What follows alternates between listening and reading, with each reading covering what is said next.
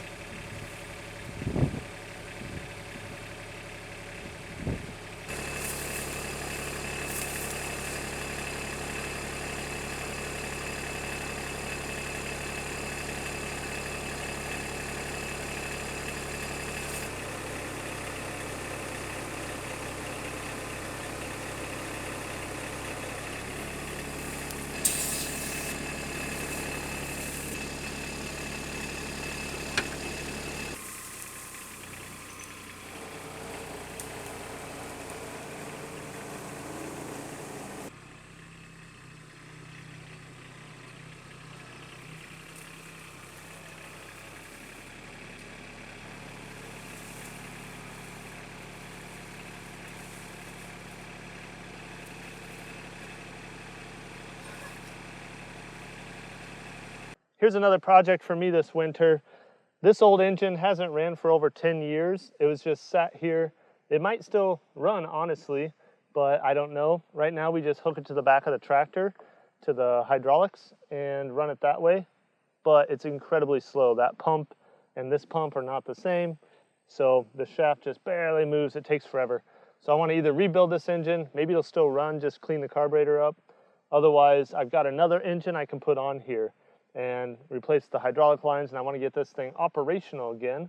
That way we can just do that and we're not tying up the tractor or using the tractor for this. So that'll be a cool project, and it shouldn't be too complicated, but you know how that goes. So that's another project. But right now we're just going to hook it up to the tractor and get splitting.